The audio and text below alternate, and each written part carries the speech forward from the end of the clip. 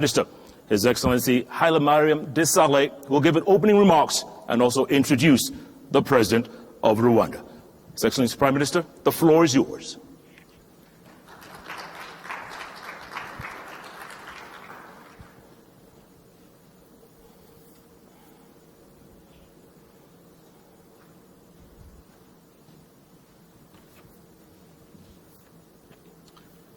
Your Excellency, President Paul Kagame, President of the Republic of Rwanda, honorable ministers, dignitaries and emerging dignitaries, both those of you present here in Kigali and those joining us virtually all across the country, the continent, and the world.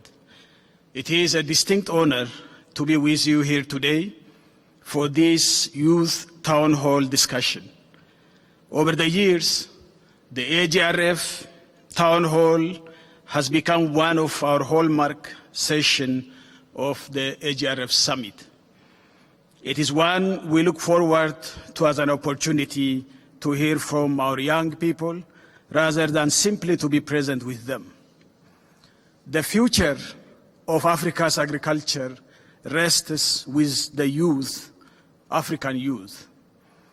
Africa is in the height and midst of a crisis and also an opportunity, and you can see a hell lot of emergencies, including COVID-19 pandemic, climate-induced extreme drought and floods, desert locusts, fall worms, name it. The fact is that most African youth are not employed. By 2035, within the coming 15 years, Africa should generate 350 million new jobs, according to the World Bank estimate. There is reasonable potential for agriculture to create employment and jobs. African youth has not yet fully realized agriculture as a profitable opportunity for livelihood. You can challenge this notion if you like. Of course, we are not talking about subsistence agriculture when it comes saying that agriculture has potential. It is only about commercial, technology-driven, modern agriculture, and this is the best way to entice young people to engage in the farms. Digital and precision agriculture is attractive to the youth. Is it? This is what we old guys are assuming. What is your perspective in this regard should be the discussion at this forum. Today's town hall is a unique platform.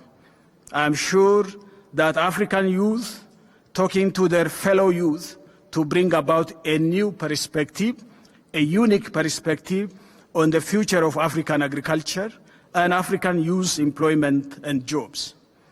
As AGRF Group, we are here today to learn and share experiences with you, with all stakeholders, with the vision of transforming Africa's agriculture. I'm sure, again, there are a number of experiences and best practices of our young people in the agri-food systems, both from the innovators and adapters alike.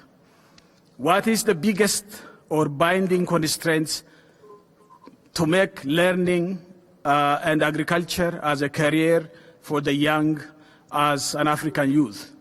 It is learning the digital and technological skill needed in today's agriculture production and the marketing systems? Or is it making land available to the youth to farm? Or it is the land tenure system we have? How can more yields from smaller space be produced? Will vertical agriculture be feasible given our capability? Above all, do you feel that you are getting or receive political or financial support that allows you to be viable or scale up your innovations and creativity? Do governments development assistance groups, and the private sector willing to invest in agricultural innovation hubs and incubation centers? What can be done to maximize that? Finally, a simple question. Do you have a commitment to engage and take an interest in modern, innovative agri-food systems as a whole? The importance of this event grew over the years, thanks in large part to my predecessor, the previous chairman of AGRA and the AGRF Partners Group, Strive Masiwa. I want to recognize his leadership today in this agenda, and Strive regrets that he can't be here with us this year due to other essential obligations and work he is along to support the continent with COVID-19 response. Instead, I have the pleasure today to invite another friend who is an equal champion of youth leadership across the continent, another leader who recognizes that our future belongs to our youth, and we must do ever more to support our ideas, efforts, and leadership if we are to achieve our ambitious goals. Of course, this is my friend, His Excellency President Paul Kagame, President of Rwanda. His Excellency had an opportunity to meet the other day to discuss the AGRF summit, and he immediately seized upon this opportunity to be with you here today when I mentioned that this youth town hall would be taking place. This is certainly a testament to the influence and the importance of the youth with us today, and so appreciate Your Excellency joining with us to share your thoughts and questions. It is also a testament to the special topic that we are engaging on this town hall as an AGRF community. This topic is discussion about where we stand in the goals we have set for ourselves as countries and communities under the SDGs, and how we can get on track even in the face of a global pandemic. One of the best opportunities to do this is through improving the way our food systems work, all the way from production to consumption and what we do with our food waste. This is a discussion that is emerging at the global level, particularly under the call by the UN Secretary General for a Food Systems Summit in 2021. But we must lead on this agenda as a continent, as an African countries, and within our cities and communities. So today, we are pleased to hear a few words from His Excellency about his vision, but more importantly, to hear from as many youth leaders as possible about your ideas that will shape the future we want. This engagement with the AGRF community is a key part of this journey together. So I look forward to your thoughts today, and I look forward to working with all of you moving forward. For now, please join me in giving a very warm welcome to His Excellency President Paul Kagame.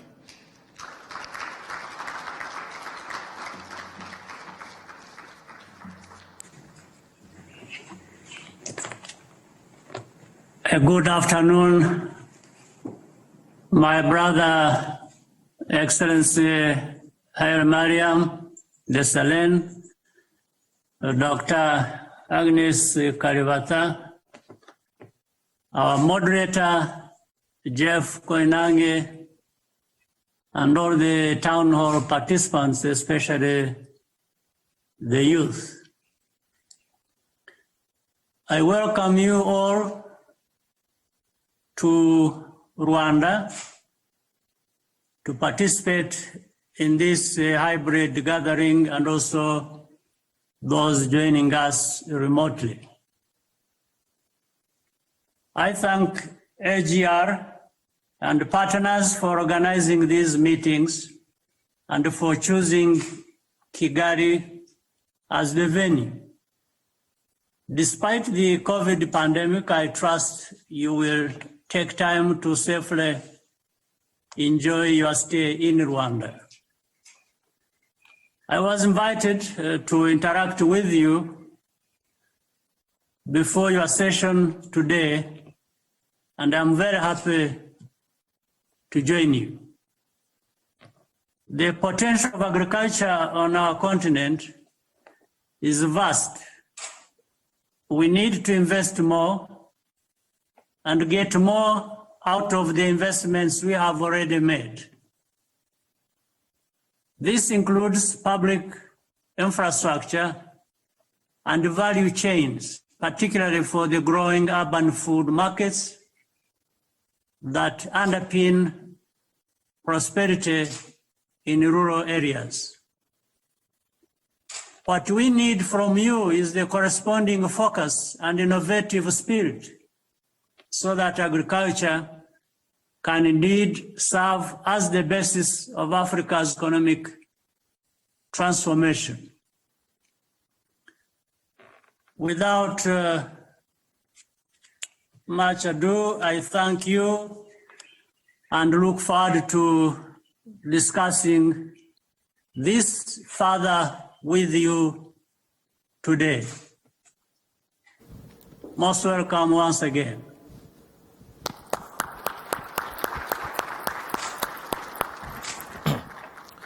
Thank you very much, Mr. President, and great to see you. I know you've been in cabinet meetings most of the day, but you insisted you wanted to engage the youth. So we have youth from across the continent, from Lagos to Johannesburg, from Nairobi to the Gambia, from Mogadishu to Harare, and of course here, locally, live. Like you said, it's a hybrid youth town hall.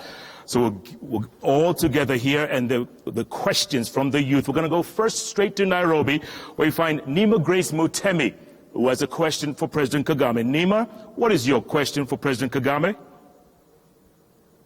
Thank you very much, Mr. President. I believe I speak for all the youth of Africa today when I say it's a rare privilege to have the head of state engaging with us directly on our responsibility in building our continent back better following the global pandemic. Specifically as regards to food system, it's been reported that Africa holds the key to feeding its growing populations, especially in cities, as well as feeding the rest of the world. This means most countries have to move from being net importers of food, as is currently the reality, to net exporters. So, Mr. President, what is your vision for the future of food systems?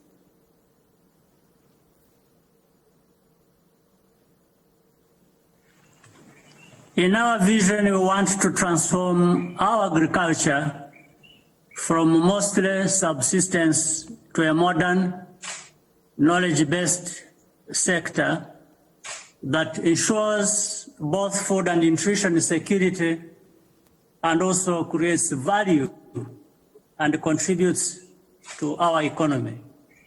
This means, therefore, a stronger role for the private sector, including farmers, with the government acting as a market enabler rather than dominating the market.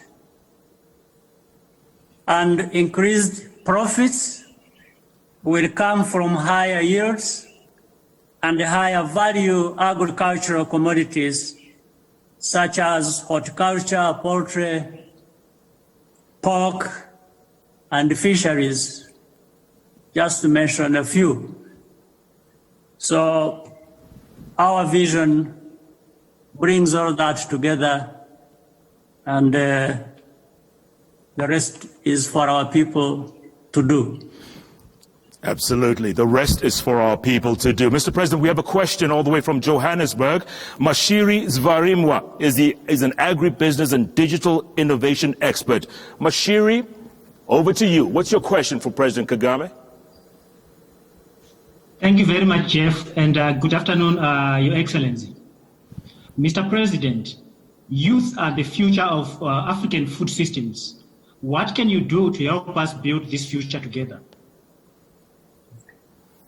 Well, besides enabling good policy, we are working to provide the required infrastructure and to support research. And you will find that this is across the whole continent. Each country really is focused on a number of things, but these are the common ones.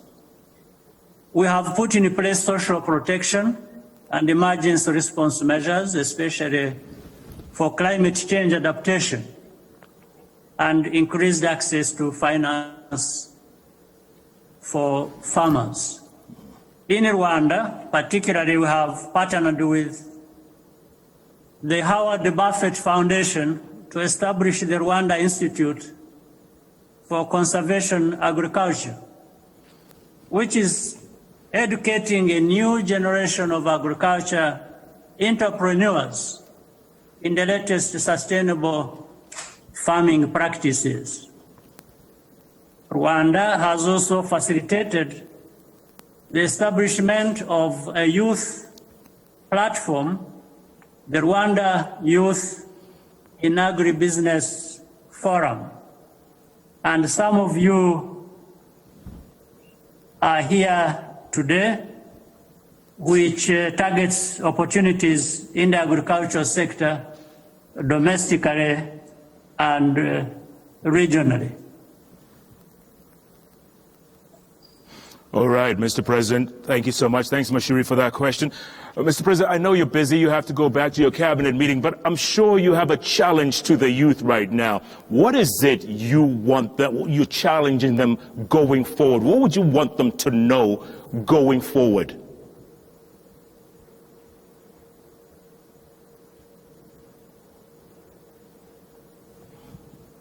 I want the young people, first, based on the question that what do they want for the future of food in the communities where these young people live?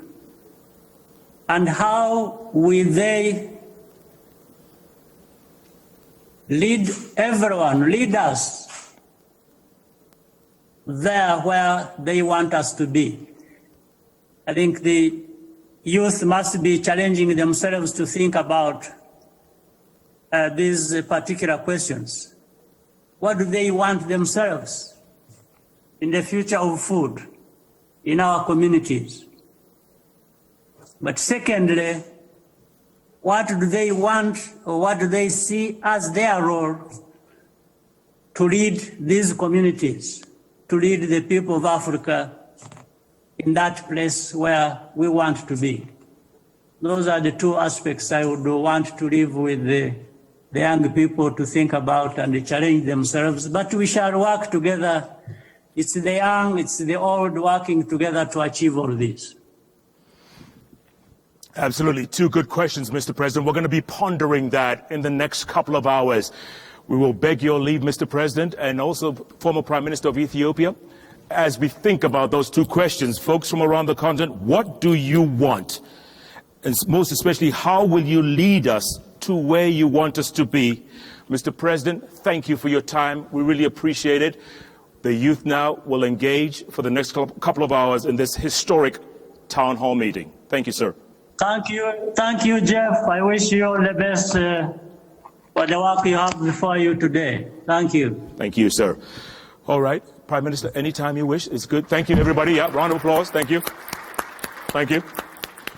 All right, folks, we're going to go straight to Tijani, Falak Tijani, a consultant at Sahel Consulting in Lagos, Nigeria. Falak, if you can hear me, you heard the president's question there. What do you want? How will you lead us to where we want to be? Falak. What I want to see in the African food system is more collaborations. And collaborations at the institutional level, I'm thinking about is through knowledge sharing. I want to see an African food system whereby government and the various institutions come together and share the different knowledge that they've gathered over the years while recognizing the realities of their various countries. At the grassroots level, I want to make sure we have farmers, an ecosystem where farmers are empowered, but not only farmers, but also all the other players in the system. We all know the important role that farmers play, but we also have the service providers, we have the agribusinesses that are also important players that boosting the economy of each country. providing a platform where all these players come together and collaborate and share knowledge, share the various innovations that they've come across. Imagine a world where a farmer in Nigeria, can reach out to a farmer in Zimbabwe and then share knowledge about the production of food. That is an ecosystem that we want to have. And through some of our work, personally, what we have a platform that is called the Nourishing Africa platform, that is a hub that is seeking to bring together stakeholders along the value chains and promoting food from Nigeria, food from South Africa, and different parts of the world. All right. Thank you, Falak. And speaking of reaching out, let's reach out from Lagos to Banjul, where we find Ibrahim Cisse of CAADP Youth Network. Ibrahim, your thoughts on these two provoking questions? I greet you in the name of God, the most beneficent, the most merciful, for bringing us together today. First of all, what we want is job creation. We need to create jobs for young people in the agribusiness and agricultural value chain. Second is also wealth creation. So when you think agriculture, you think wealth. And number three is human security, because when there is food security, there's human security. And how do we intend to do this? How do we intend to lead this, as the president asked?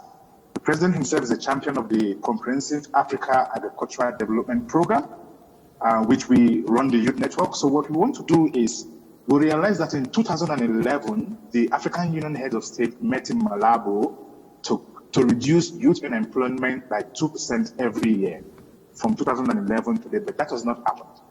In fact, youth unemployment has been on the increase every year. So what we want to do in our network is to create 1 million jobs for young people in the agricultural value chain by 2025. And we intend to do this by ushering in 1,000 young entrepreneurs by 2021 that will in turn create these 1 million jobs.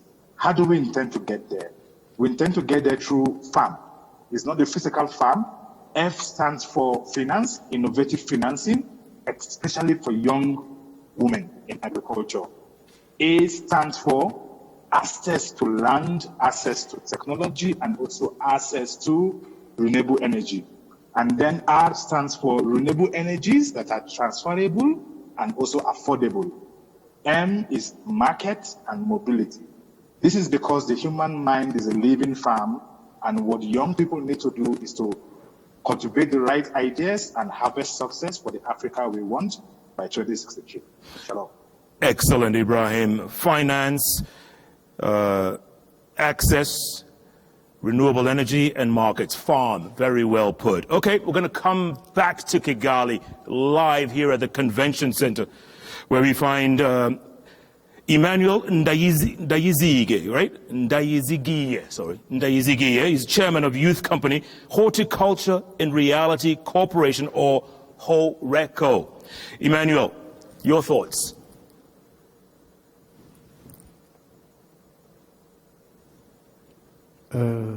Thank you very much. My name is Emmanuel Ndayizige, as you mentioned. I'm Chief Executive Officer, CEO of Horticulture in Reality Corporation, called HORECO. So as you may know, HORECO is a big organization of young engineers who trained in Israel. So upon coming to the country, we met and they agreed to create this organization so that we can disseminate these skills got from Israel and also in other academia. So currently we are implementing different projects where one is focusing in valorizing irrigation schemes where around 100 young engineers are coaching the farmers associated in different cooperatives.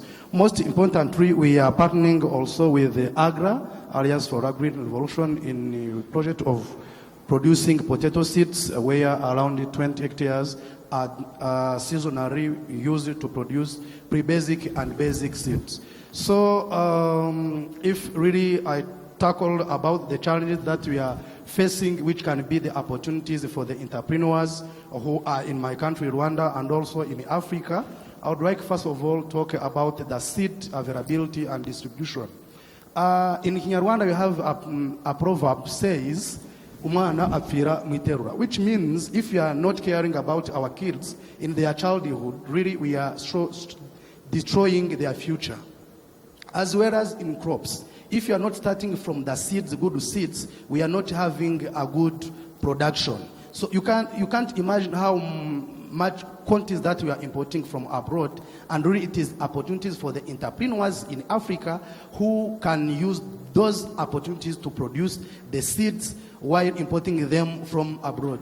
Last time we used to import the seeds of cherries, badai, 1 kg costed us around 2,000 USD. So really I can encourage the entrepreneurs to come and to invest in that sector of seed production. But I cannot finish without talking about mechanization, where really we need to involve the mechanization if we need to do agriculture in a sustainable way. Whether in land preparation, in seed sowing, in pest and disease control, in harvesting, in post-harvesting, because this will help us to reduce the time to have the good quality, quantity, and also will reduce the cost of production for the farmers. So we are the witness, all of us, in the lockdown pandemic period, everyone used to store food. So it showed the world that agriculture is the most important sector in human being. So let's put our endeavors in agriculture so that we'll be able to feed our citizens, our people, including the cities where we live. May God bless you. May God bless everyone here presented. All right, Emmanuel, thank you very much for that. From the convention center in Kigali, let's go all the way to Lusaka, Zambia. We find Unike Firinari. She's the founder and president, Zambia Young Emerging Farmers Association, and also executive director of Amicus Zambia Limited. Unike, your thoughts? Thank you, Jeff. For me, it's sustainability. As a smallholder farmer, despite having access to so much land, I believe we have to be mindful of our own needs without compromising the ability of future generations to meet their own needs. So for me, food systems should be able to accommodate the various cultures, norms, values that Africa has as a continent, so that everybody is accommodated. And this in turn will encourage all of us to engage in sustainable needs of agriculture. And all stakeholders should be encouraged to do so. One major challenge that I've seen in the agriculture value chain, especially for us young people, is access to finance. We are asked to provide loans, collateral, for us to get money from the banks. But the majority of the smallholder farmers, especially young people, are people who've just left school, people who are just graduates, who don't really have collateral. So for me, access to finance should be something that really we should address for youth to sustainably engage in agriculture. Thank you. Very good point, Unike. Sustainability and access to finance. And I'm sure Wanja Rispa, who's a student and founding member of AGRF in Nairobi, you have the same challenges as well there in Nairobi, don't you, Rispa? Yes, Jeff, I do share the same sentiments as Unike, but mine is more directed towards specification. I believe there's a very huge gap in farming in Africa, whereby we have a very large of our population in farming, doing small-scale farming, but that does not exactly answer our food needs, and neither does it protect the sustainability of our food systems for the future. So I believe what I see as the biggest opportunity for food systems in Africa is specification, whereby farmers can unite and be farming just one maybe crop, or specifying to just do one activity in the many opportunities within the food systems. And that way we are guaranteed of a future that both takes care of the needs of consumers and the farmers themselves. Because at the end of the day, my biggest conviction is that every human being in Africa deserves dignity. And that involves not living poverty. Yes? Let me ask you real quick. You heard what the president said. Remember those two questions. What do you see as your role to lead the people of Africa to where you want us to be? What is your role? Okay, I think my role number one is as a young person speaking out to other young people like myself, but also being actively involved in activities that I believe are leading us toward that future. And I believe I'm already in that space, given that I'm currently the president of Lapid Leaders Africa Student Council, which is dealing with empowering and training young people to take up leadership in Africa in whatever area they feel called to, whether it's agriculture or it's in recycling or it's in waste management, whichever the case, I think I'm already playing that role. Excellent. Thank you so much for that. Okay, from Nairobi, let's come back to the Kigali Convention Center. Davis Mugira is CEO and founder of SpiderBit. Davis, what is SpiderBit? Thank you. SpiderBit is a tech company. We specialize in e-commerce solutions for agricultural commodities. Okay, you heard your president there right now a few moments ago. What do you want, Davis? What do you want? I want market access for the farmers. Because especially when you're talking about youth, when you're talking about farmers, and nobody's going to do agriculture if it's not profitable. Nobody is going to invest into the farm production, and in the end, is not able to get to secure the market. So we find that it's important to do what it takes, especially involving technology, to increase the market access, to be able to market to a wide market of buyers. Traditionally in Africa, the market is person to person. But how can we now leverage the technology, especially the internet, to be able to access the market all over the world? How do I make sure that I put my seed in the soil when I have already secured the market? It's only if we embrace technology, if we embrace e-commerce platforms like Ihaho, and be able to secure the market. Because if you look at the old men and women in agriculture, they have no choice. They are doing this, they have no alternative. But if now you bring somebody as a graduate to go into a business, invest, and in the end, incur losses, he has an alternative to go look for a job in an office. It's only way to make sure that we have the market ahead of time. This is what SpiderBit is doing. We're providing e-commerce solutions to the farmers. Thank you. Fantastic. Good stuff, Davis. Appreciate that. Okay, from the convention center, let's try and see if Esnath Divasoni is on. Esnath, are you somewhere out there online? If not, we can go to Mohammed Abdi Noor in Mogadishu. Yes, I'm here. Oh, there she is. Okay, Esnath, good to see you. What do you want, Esnath? How can you lead us there? I believe in skills sharing. Education is the key. Once you have educated youth, you can empower them for them to be able to produce better and to be climate smart. I'm looking at sharing skills and knowledge with the forgotten communities. And we are already doing this in parts of Zimbabwe through a program that we are calling the Agricultural Guide Program with CAMFED. And we are empowering young men to ensure that they produce better. Once they produce better, they can be able to feed their families, to feed their communities, and send more food to the cities. This is all through skills sharing and through education. I want to see a youth that is educated, that is empowered in agriculture. That is the only way we can ensure that we have sustainable food systems in Africa. Thank you. Very well put. I hadn't asked you where you are, Esnath, but I figured you talked about Zimbabwe, so you must be in Zimbabwe. Yes, I'm in Harare, Zimbabwe. Fantastic. Thank you, Esnath. Stay on the line, folks. This is a great conversation. Let's go from Harare. Let's go to Mogadishu. We find Mohammed Abdi Noor. He's a member and founder, Youth Agro-Marine Development Association. Salam alaikum, my brother. Talk to us. What do you want? Okay. Thank you. I'm great to be here. My role in the youth of the food system is to organize and to assist youth farmers, especially youth that they drop out, the schools and, those graduated from high schools. My point today is here to make, is basic, to give like capacity building and training for this youth. And especially, the main challenge that, that these youth that they have is they don't have,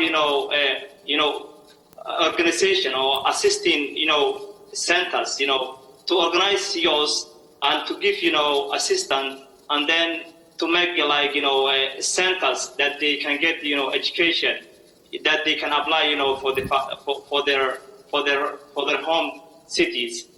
And the other thing is, the farmers is the vulnerable community that the primary producers. So we encourage for those actors, especially governments, international NGOs, to give, basic assistance, especially financing and, insurance if maybe it happened like some disasters. Like, for example, in some regions in East Africa, especially in Somalia now, it is happened some like diseases, especially locusts, that they just removed all the crops. So if those farmers, they can get like some insurance, in the future, they have, motivation to continue, for their production. So I would like to say here today, it's very important to give for these farmers for assistance and organize. That's my point. Thanks. Absolutely. Thank you, Mohamed Abdino. Good point. Insurance in case of locusts, insurance in case of shocks, we call them. That's a very good point there. From Mogadishu, let's go to Nairobi. Amanda Namayi, now you're the lead of Go Getters. What is Go Getters for those who don't know? Amanda, tell us. Yes, thank you, Jeff, and hello to everyone who is tuning in. So the Go Getters is a collaborative community. I'd like to echo what His Excellency Haile Mariam said, that Africans should talk together and talk with each other. So the Go Getters Africa is a platform that brings together African agripreneurs who are youth, where they come from across the value chains. And we are not just talking about the youth, we are talking together as the youth. And also this platform brings together partners, policymakers, and everyone else in the ecosystem. So seeing that we've been hosted today by the president of Rwanda, it is very encouraging. So Go Getters Africa brings together every value chain player in one home online community. And also we do have the Go Getters Prize. The pitches were yesterday, the finale is tomorrow. So please join in and watch. And yes, it's a safe space for youth to get opportunities to grow and to interact with each other. I'm glad you mentioned that Go Getters Prize because there's some people who've never heard about it. And then some people who just jump on it, they grab the ball and they run with it.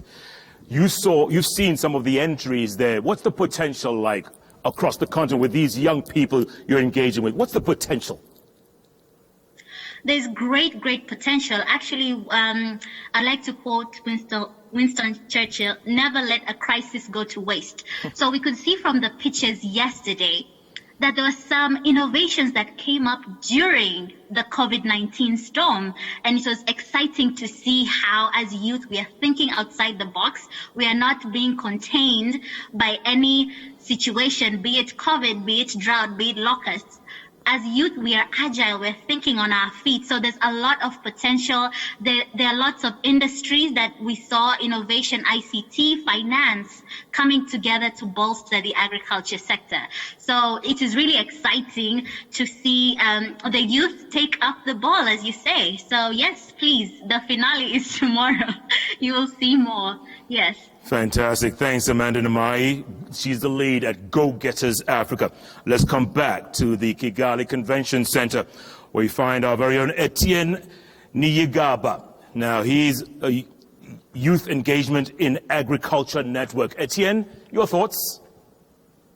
Thank you, Jeff. My name is Etienne Niyigaba, as you said, and I'm the founder of Youth Engagement in Agriculture Network, which is a social enterprise in agriculture extension in Rwanda. Coming back to the question or to the challenge we got from His Excellency, what do you want? What do I want for this agriculture sector to be somehow advanced? So with the network we are having and social enterprise, YAN, Youth Engagement in Agriculture Network, we want the skills deployment. You know, we are having a community of farmers, but most importantly, our farmers are lacking a bit part of skills because, you know, agriculture is a science, and that science have to be applied in the soil, which has a science behind. So we are trying our best to deploy the scientific facts to the community, and we are teaching farmers, we are facilitating farmers in their farms to get the best from their soil. Etienne, what is your role? What is your role? My role in 2014, I founded this social enterprise, and now, up to now, we are serving up to 1,200 farmers throughout Rwanda, and within the next 5 years, we are aiming to reach 150,000 farmers with private extension activities. We are doing this out of our passion as young people, and we are giving job to young people to serve the community and to try our best to help the agriculture sector to take some advancement. I also can mention that for our agriculture to take some development, we need input supply, more input use and input investment. We also need a kind of agriculture mechanization. We are still using the very best traditional ways of producing food, where we are still using hoes. I remember the last in the last AGRF summit, the president of the African Development Bank mentioned that we have to put the hoe in the museum. But it was a dream that I can still share today, that we need to deploy mechanization activities and tools to the community for us to produce for the next 9 billion people who will be habitating the world, and to the most youthful population that is actually booming in the cities and rural communities of Africa. All right. Thank you, Etienne. Appreciate that. From Kigali, let's go out to Harare in Zimbabwe. Elizabeth Gulugulu. She's a youth delegate, Africa Youth Initiative on Climate Change. Elizabeth, what is your role? I work with a group of young people. Definitely what we do is to promote sustainable food systems through climate-smart agriculture initiatives, agroecology initiatives, and also pave the way for young people to promote and also contribute into policy formulation. We definitely cannot talk about agriculture without the innovative side. So what I'm saying is innovation is the future of agriculture, and enabling stakeholders should create a safe environment, a good environment for youth innovators to contribute. And these ideas are cross-cutting from pre-production level to production level to supply chain and to the consumption level. So I'm talking about the genetically modified seeds, I'm talking about gene banks. All this can be some of the ways of innovation, and young people can play in that, coming up with good agricultural practices and doing research capacity. We need capacity when it comes to research. We need capacity when it comes to the technical aspect of things. We also need young people to be trained to be technical experts on how they can reduce their greenhouse gas emissions. They are practicing their farming. This is what we are talking about. And when it comes to consumption, we need to reduce our food losses. But what are we going to do with the food waste? Where are we taking it? How are we going to reduce our greenhouse gas emissions by disposing our foods? Because that food is biodegradable, so it's supposed to go back into the field. So basically, this is what I do, and this is what I've been working on. Fantastic. Thanks for that, Elizabeth. And thank you all, folks, for staying online. You all very bubbly, very wonderful. You have great spirit. Rispa, you look a little tired there holding your head, but it's okay. Just hang in there. You see, we can see everything, Rispa. We see everything here. So let's Keep engaging. And from Harare, let's go to Ibadan in Nigeria. Olawole Olagbaju, he's the managing director, Real People Concept. Olawole, you heard the president, you heard his call. Your thoughts, what is your role? Yeah, thank you, Jeff.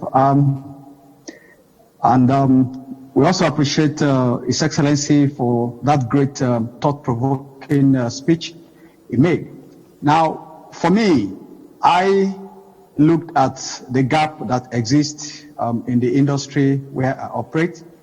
I would say in the last 10 years, Real People Concept has provided and supported livestock technology for improved livestock productivity.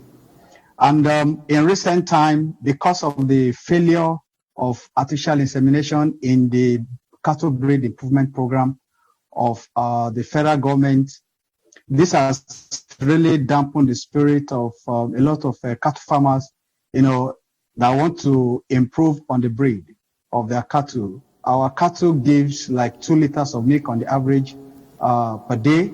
And if we want to also be food secured, we need to have breeds of cattle that can give us a little more. And so we embarked on a project that we call RPC Cattle Hub to improve on the milk yield of our cattle by introducing exotic genes of bulls that when their calves are also giving birth, we can have at least 10 liters of milk per day. So I believe in identifying the gap that exists and taking steps in filling the gap, and that is what we have started to do. And one of the things I also want to mention is that we should, Jeff? Is it working? Is it working, increasing the milk production? Well, Jeff, this is a project that we just started, and this was born out of the fact that there is need for us to improve our milk yield locally. And if we have to do that, we need to improve on the breeds of our cattle.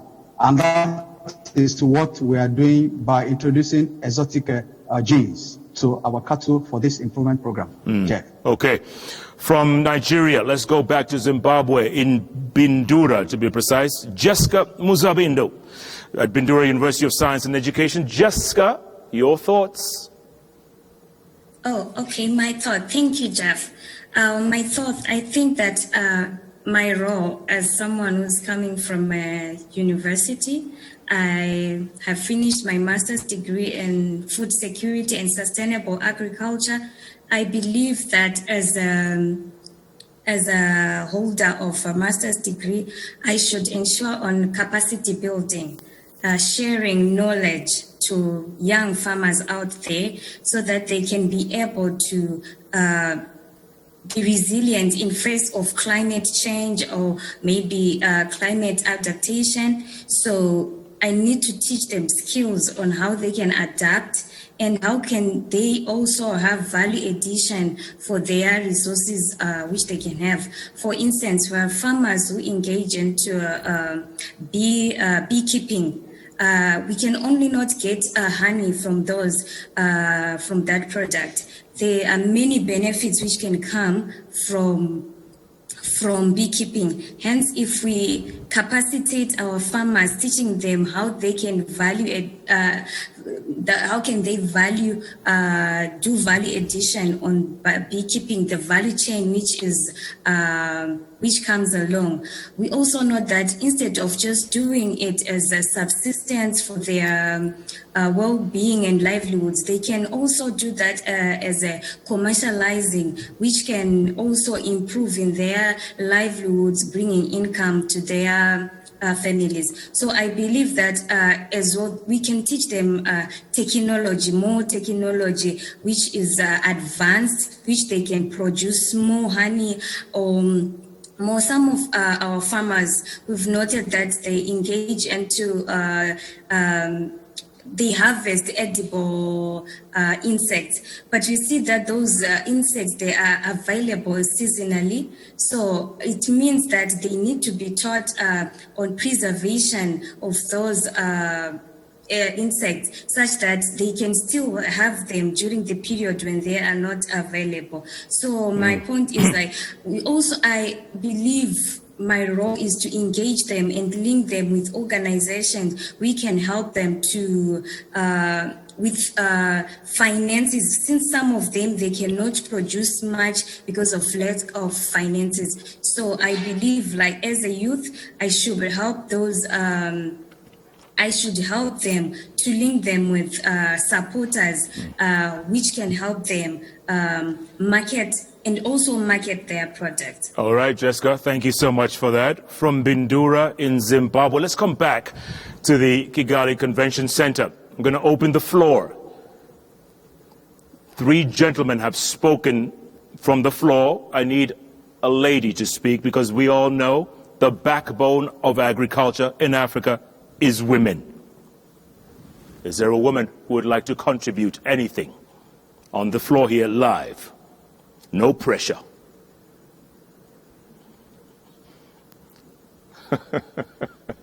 No pressure at all. Anybody? Any contribution? What is your role? How will you get us there? Okay, do I have a microphone? Anybody? They said if Muhammad doesn't come to the mountain, mountain comes to Muhammad. Where's the microphone? There you go. Ah, there we go. Tell us who you are and who you represent, please. Thank you. My name is Maria Providence. I'm involved in agriculture as a technician in AGRF, which is the World Agroforestry Center, and I'm doing agriculture here in Kigali. I have some farm, and what you have to do as women and youth to contribute in improving our agricultural sector, I think we have to empower women, as we always say it, and they are really conscient to be involved. As others have said, we have to ensure their trainings and education. We have to support them, because where I work in different rural area, I see most of women are really involved in vegetable production, and they are struggling in post-harvest because they really lose more in post-harvest. So they need more access to markets, you think?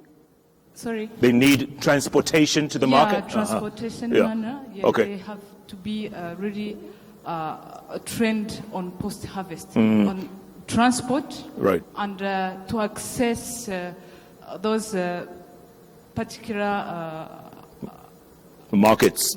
Yeah. And what are you growing? What do you have on your farm? in my farm, I grow maize. Only maize? Yes, intercrop with how big is your farm? 2 hectares. 2 hectares, about 4 acres. Why did you go into farming? Sorry? Why farming? You could have been an IT expert somewhere or doctor. Why farming?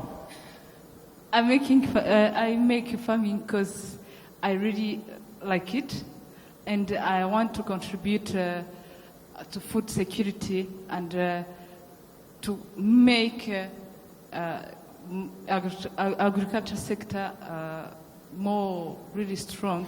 Fantastic. And to see what our challenges farmers are really facing in their activities. Yeah, So, well done. thank you. Well done. You're going to do well. Yeah, give a round of applause. I mean, yeah, well done.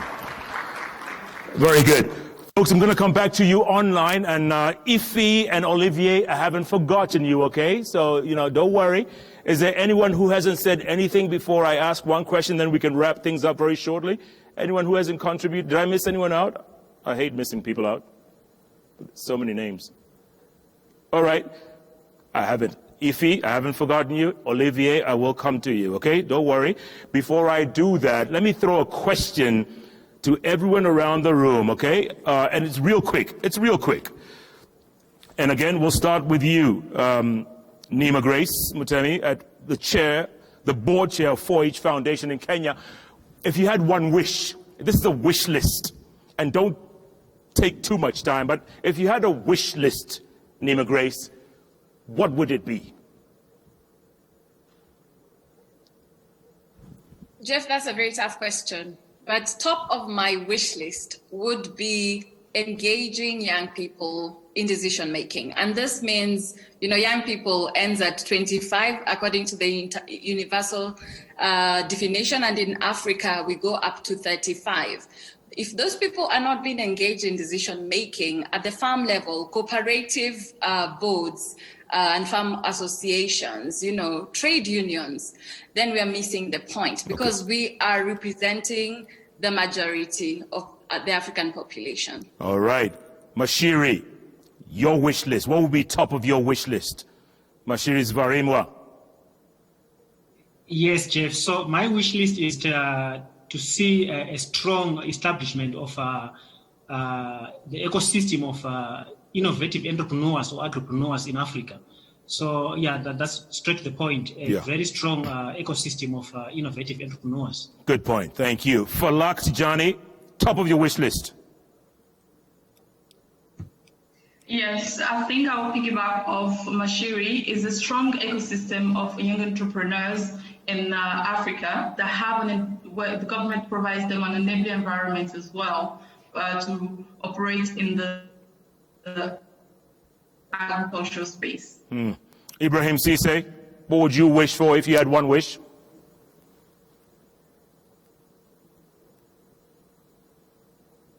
Just unmute. There you go. First of all, it will be for every young person to be the powerhouse of every African nation. That's who we are. We're the powerhouse of every African nation. So my wish will be three things. One is capacity in terms of knowledge and resources. Second will be capabilities in terms of quality. And lastly will be abilities in terms of our skills and talents. So Ibrahim, I asked you for one wish and you asked for three. How does that work? Invest in youth development. Investment in youth development. I'll take that. Unike Firinari, one wish.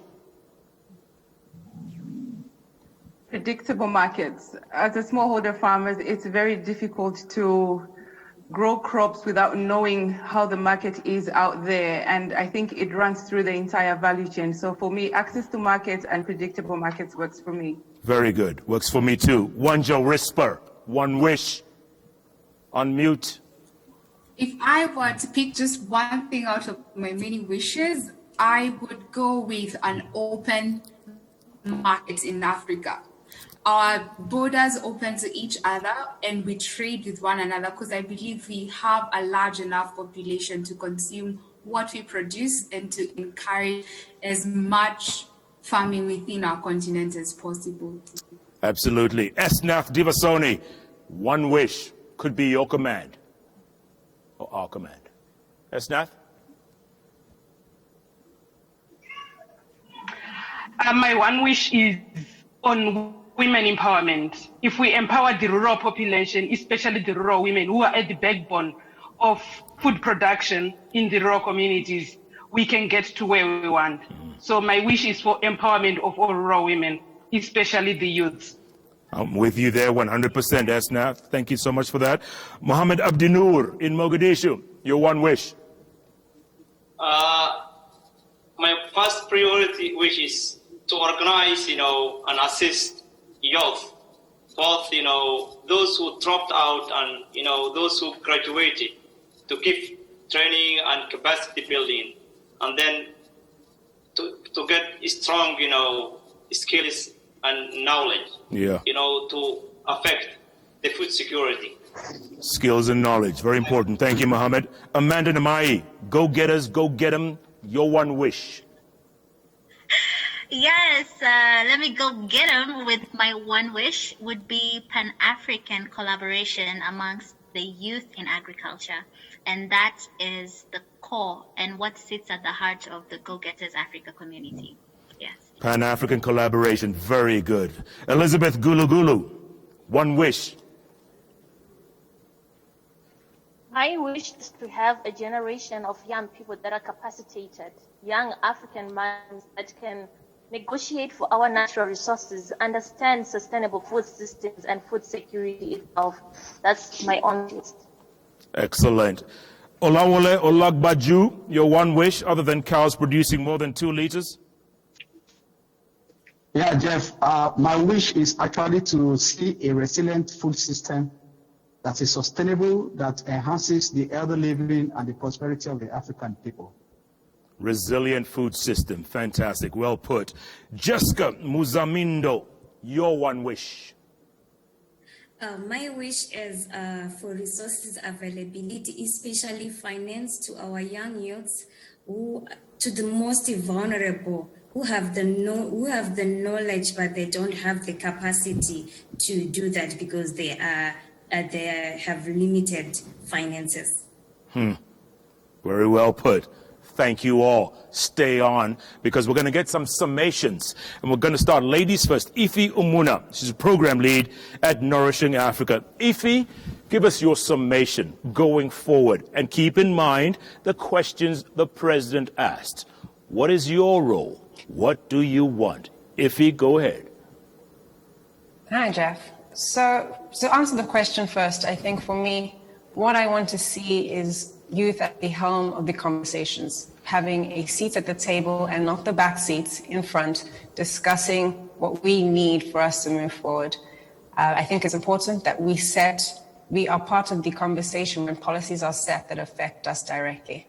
And through my work at Nourishing Africa, what we currently do is to try and provide resources, tools, and information needed for these entrepreneurs, particularly young entrepreneurs, to scale their businesses across the continent. And to sum up what my colleagues and I have said today, we've seen a lot of people talk about collaboration and partnerships, Falak and Amanda in particular. And I think this is really important because for us, we've really realized that it's important to be able to partner to grow. We can't do it alone. We don't want to do it alone. So we need to ensure that we collaborate for success.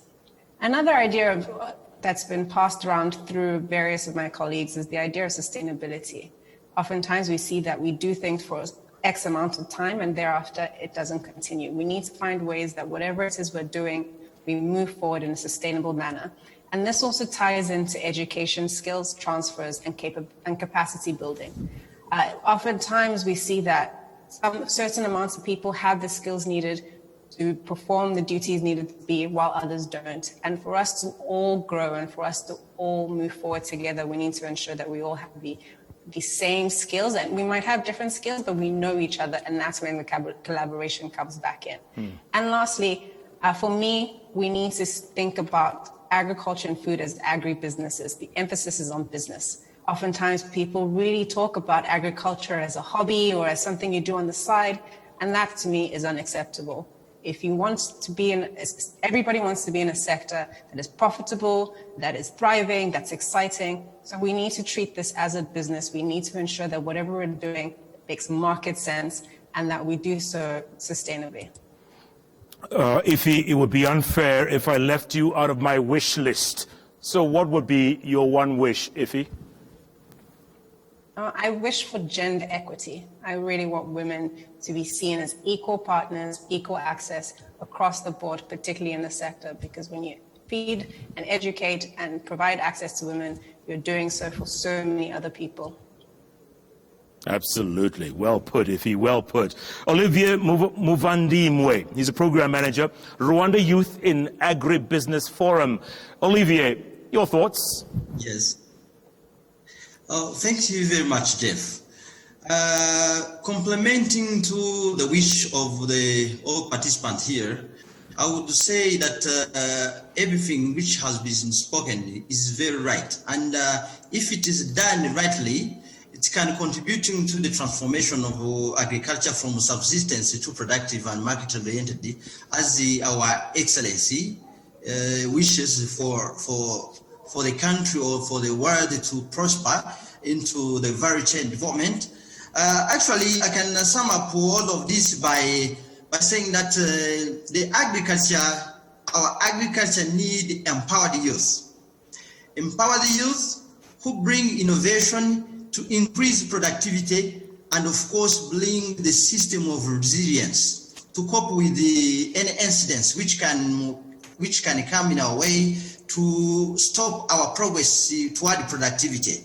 So that is the one which must be like mandatory to all youth. So and that must goes with the researchers. Research institution, they can do the research to see how we find the input which can produce some much more to feed the increasing population of Africa, of the countries, because today we are 1.2 billions, if I'm right, but within 10 years the number of the growing population of Africa will be just almost 2.4 billions. So we need to think of that. Olivier. Another thing is that once the technology and the innovation has been used, the production will be available on the market. Olivier. Then we will need to strengthen our marketing system of our product to see whether we can reduce post-harvest loss. Unless we bring the technology increasing productivity without looking on how we can cope with post-harvest loss, every effort that we have been investing in will be nothing. Okay, so Olivier, we need to think about increasing market, Olivier, reducing post-harvest, and also caring about value addition, so that we can at least keep our produces, our agri-food produces for longer period without perish. And then another thing is that we need to care about our institutions. For example, in some of the cooperative, youth cooperative, you can find that there is no any record for what they have been doing for the last 2 years. That is very challenging. And yet we claim that the financial institutions doesn't give the loan for us because they don't find any trace of our business doing. So we need to think business mindfully to see how can at least convince the financial institution to invest in us, to trust us, to give us the money that we can use in expanding our business toward the progress of a country, toward the progress of the world, as our contributions is contributing to world development. Okay, Olivier. Yes? Before you go on, you heard President Kagame earlier. What is your role to lead us, the people of Africa, to where you want to be? What is your role, Olivier? Okay, my lord, I'm not going to speak as my lord because I'm representing Rwanda Youth and Agribusiness Forum right now. So let me say our lord. Our lord is first of all to empower the youth to take part in increasing productivity of the country, in productivity among us ourselves. So the role of us as RIAF or as the Rwanda Youth and Agribusiness Forum is to empower youth so that they can empower themselves toward bringing innovations, bringing innovation that will increase productivity, then bringing innovation which will reduce post-harvest, bringing innovation which will take agriculture from subsistence to market-oriented, to innovative, to knowledge-based farming, on without considering just only farming, but farming with the purpose. Farming with a purpose. I like that, Olivier. And I'm not going to leave you out of my wish list. So what is your one wish? My wish is that all the partners in agriculture should be looking at the youth, because the youth is the future of Rwanda, is the future of Africa, is the future of the world. Think of the youth. An investment, think of the youth. Thank you very much. Thank you, Olivier. Thank you. Folks, I could talk to you all day long. You know that. I'm just getting warmed up, and the energy in this room is incredible. So, do you want to go on, or should we just go home? Let's go on. Okay, thank you for one person approving. Let's go on. 2. We are home already, so we can keep going.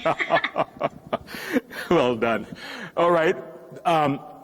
In as short a phrase or a couple of sentences as you can, and we're going to go around the room again, the biggest challenge facing you guys right now. And don't give me a whole thesis on it. I just want the biggest challenge. Nima Grace Mutemi, first you, board chair, 4H Foundation Kenya. Biggest challenge. Jeff, the agricultural sector is unstructured. If you went into the agricultural sector today after graduating, there's no saying where you're going to be in 3 years, in 5 years, you know the normal progression. Young people need structure. If you're a HR today, you know within 3 years of experience, this is where you're supposed to be. Without professionalizing the sector, you know, we'll keep attracting young people, but we will keep, they'll keep dropping off. So the biggest challenge is that lack of professionalism that, you know, that makes us be taken advantage of by the middlemen and by everyone, you know, who wants to play dirty games, you know, who wants to interfere with market prices. So I think for me, for young people, that's the biggest challenge that we've got. Very good. Structure. I like that, Nima Grace. Structure. Mashiri Zvarimwa. Biggest challenge?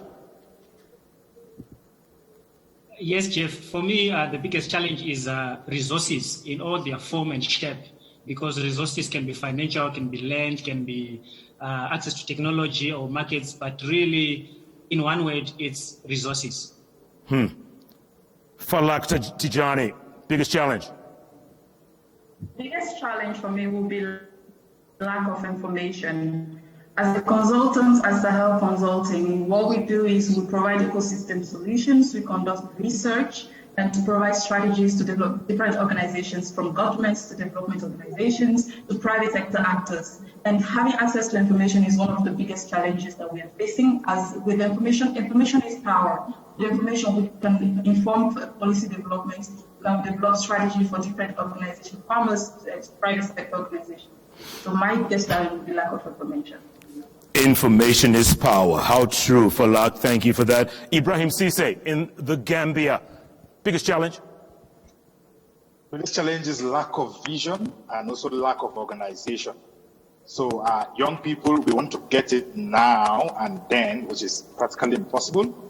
And then we're not organized. As you see, we have different youth organizations. So last year, the AU mandated that we come together so we can have a collective voice. Vision and organization. Fantastic. Vision, organization. I like that. Unike Firinari, biggest challenge? For me, it's collaboration. I think all of us seem to be doing the same things, but in different spaces. So what I would like to see at the end of this summit is how all of us on this panel can come together and collaborate and see the way forward. What I'm doing in Zambia should also be replicated in Zimbabwe, in Lagos, in Gambia. So for me, it's collaboration. If we collaborate, then we'll be able to pull this thing off. Strength is in numbers for me. Collaboration, love it. Wanja Rispa, biggest challenge? I think the biggest challenge I have faced and I've seen other fellow young people face in agriculture particularly is that our agricultural industry is heavily underfunded.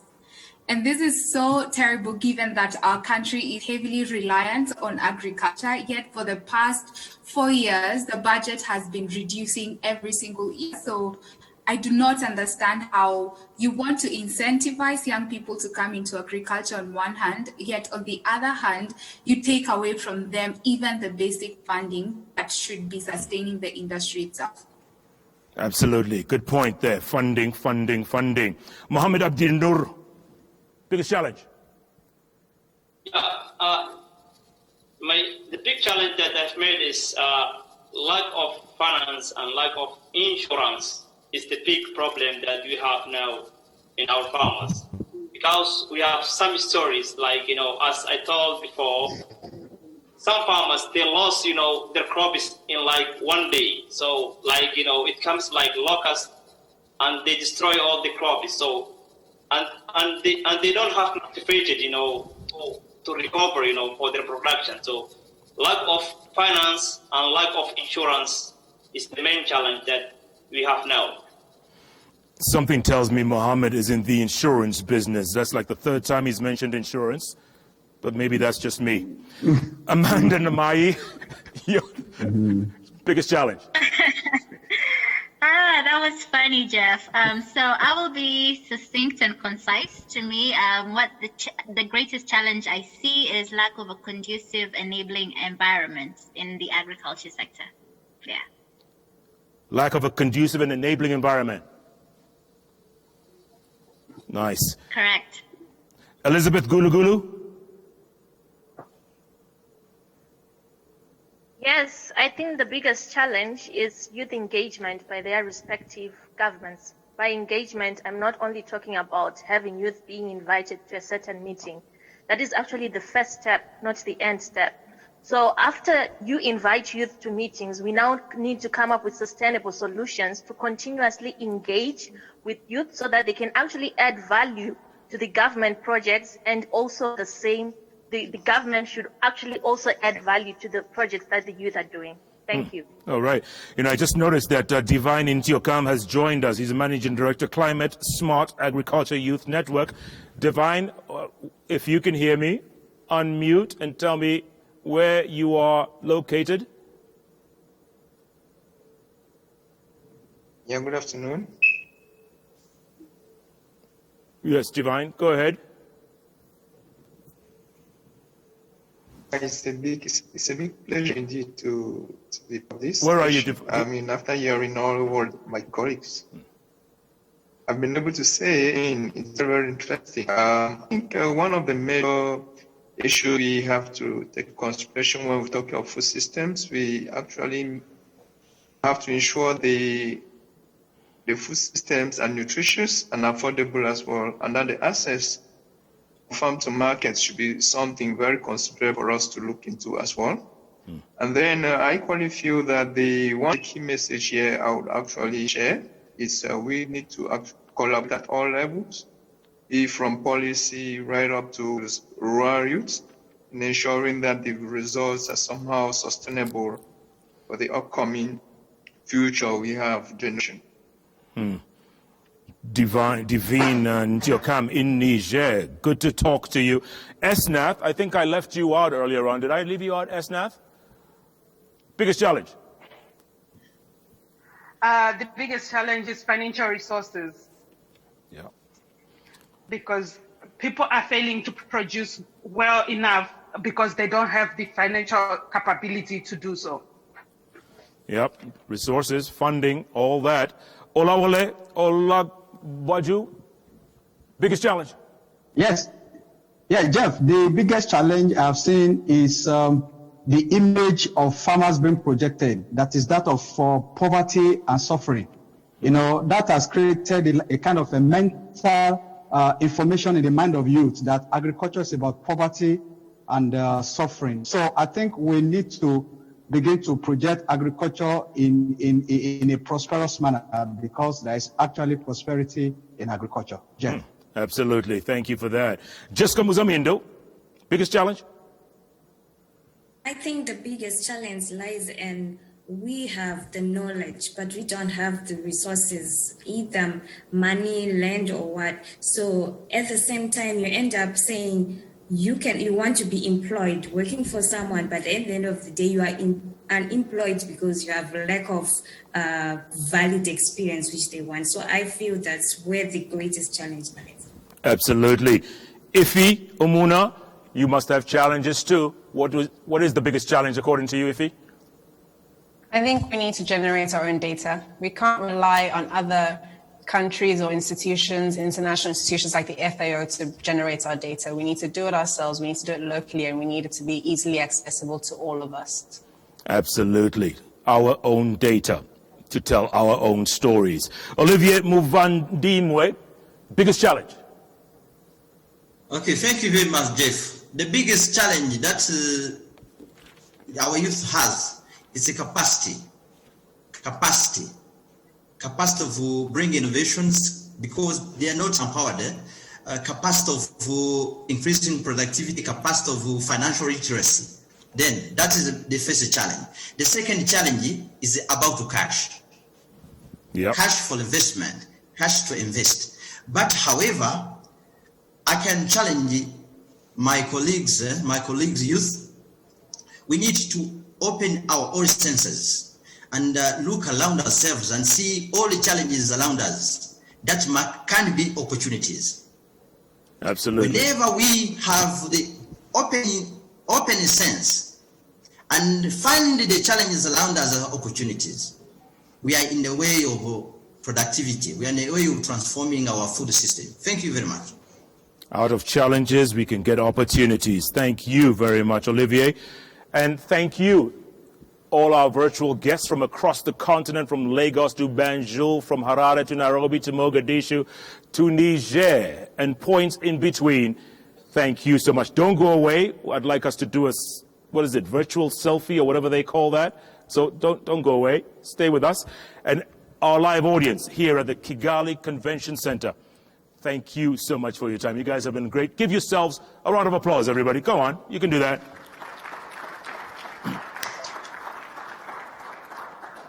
And don't forget, you guys are the youth. Let's face it. And President Kagame has challenged you.